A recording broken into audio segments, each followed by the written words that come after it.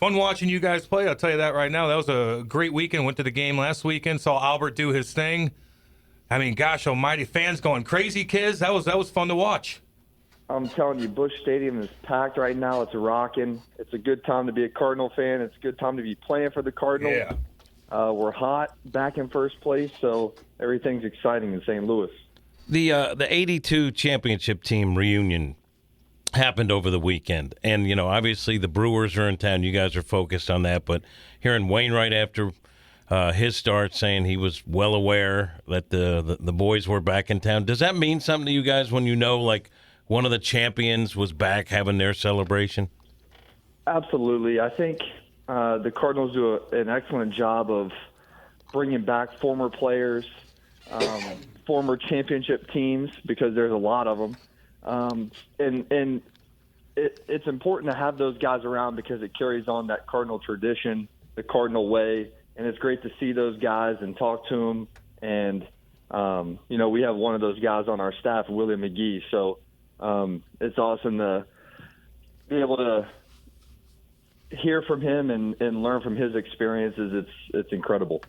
Kiz, we've asked you about Albert before, but I think when you put it in this perspective, I was looking it up. So when Albert Pujols made his MLB debut, you were 6 years old. So when you think about that you were 6 years old when Albert first played for the Cardinals, and then now he's your teammate. Is that even surreal sometimes when you look over there? Yeah, it's crazy. It's the longevity of his career just shows you how good of a player he is, how good he is at making adjustments, and being able to compete for that long is incredible. He gets mad when you ask him about it, but there's no question that he's a different player now than he was at the start of the season, which is odd for a guy at this stage of his career to get better as the season goes because the wear and tear catches up with everyone. But Albert looks fresher than he has all season. I mean, he's on an unbelievable offensive streak. He doesn't like talking about it. But when you watch him as a hitter now, because it seemed to me at the beginning of the year, there were certain pitches he had trouble with, and now he's on all of them. What's the difference between Albert now and what we saw at the beginning of the season, in your opinion? Well, even though he's got 21 years in the big leagues, almost 700 home runs, guys still, get hot, get cold, get hot again, get cold, get hot again. That's just a game of baseball. He works like crazy, so nobody was ever worried like, he's not going to be able to hit this year or something crazy like that. We just knew it was a matter of time before he got hot, and I think this past weekend and especially lately, he's been catching fire, and I just kind of, every time he goes to hit and does something special, I look over at Wainwright, and Wainwright has that look in his eye like, Albert's heating up.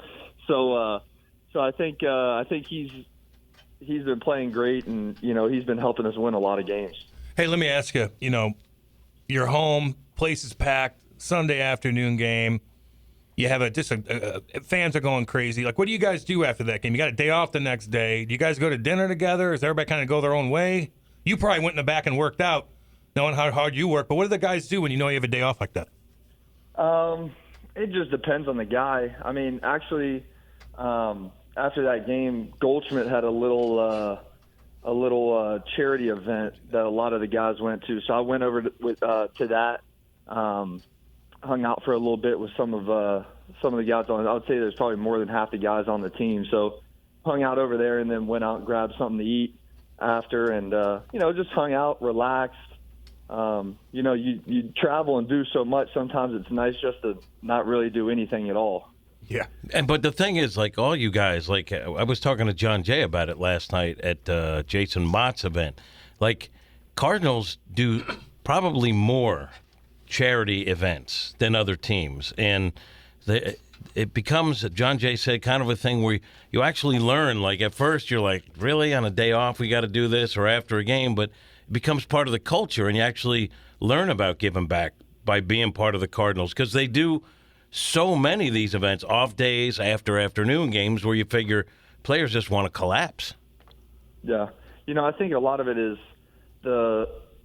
as crazy as it sounds, it probably goes back to the scouts and how, we draft players and sign players. We try to get guys that not only are are good players on the field, but do the right things off the field too. And I think that's what's so special about playing for the Cardinals is you're kind of in that Cardinal way mold, and it's kind of like this is just how we do things, and it's been like that for a long time now.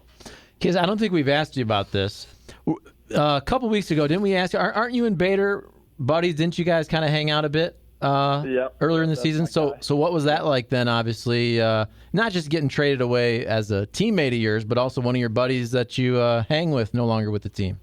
Yeah, a lot of guys, like Bader, and to see him go is obviously, it's heartbreaking, but that's just as bad as it is, it's a part of the game.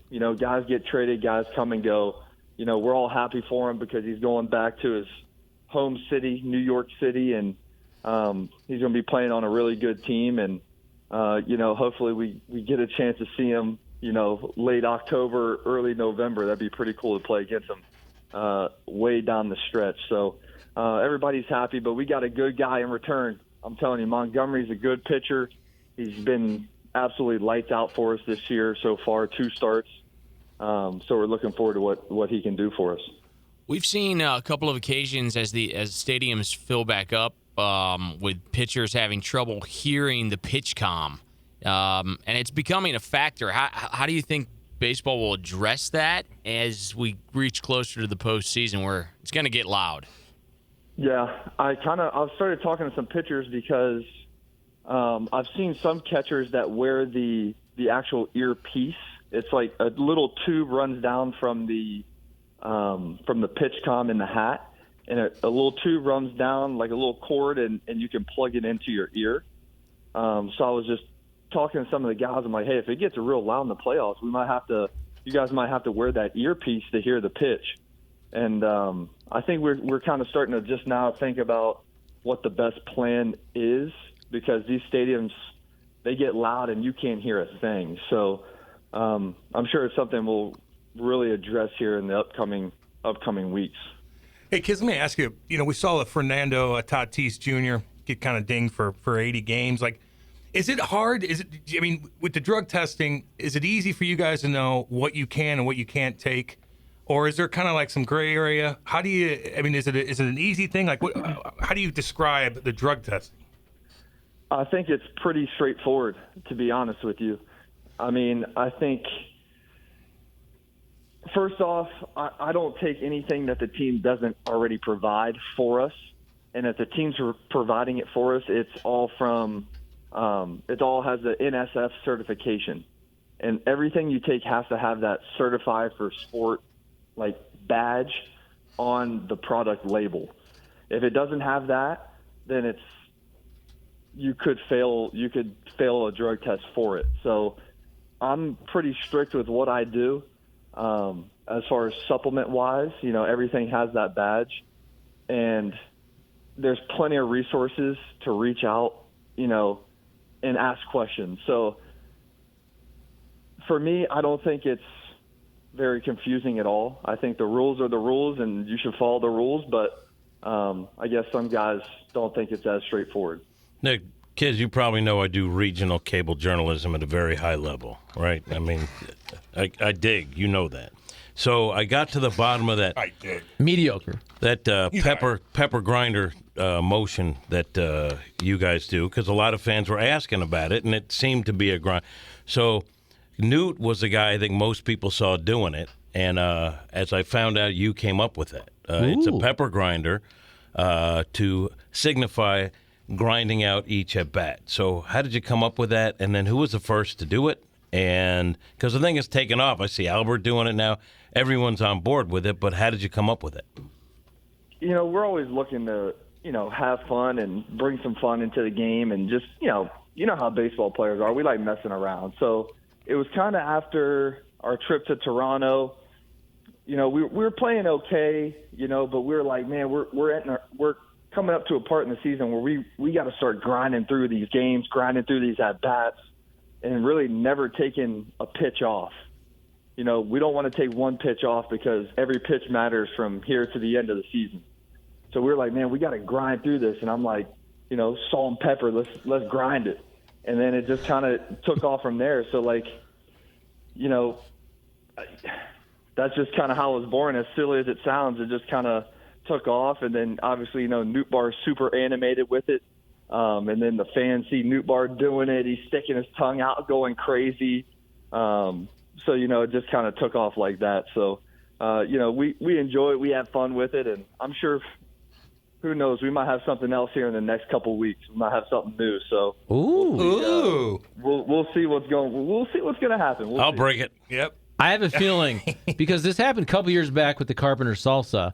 I wonder, like, we're sponsored by Schnucks here. I just wonder if there's some type of Cardinals fresh ground black pepper they'll be selling here at one of our local Schnucks stores. Nice. That's a pretty good idea. That's a pretty good idea right there. I like it. Yeah, man. Well, I'll handle the negotiations. Of course for you will. 64%. Of course we will. Of course we will. All right, Kiz. Hey, man, we'll be watching. Good luck to you, buddy. Thank you. Appreciate it. See you, kids. See ya. See you, buddy. See ya.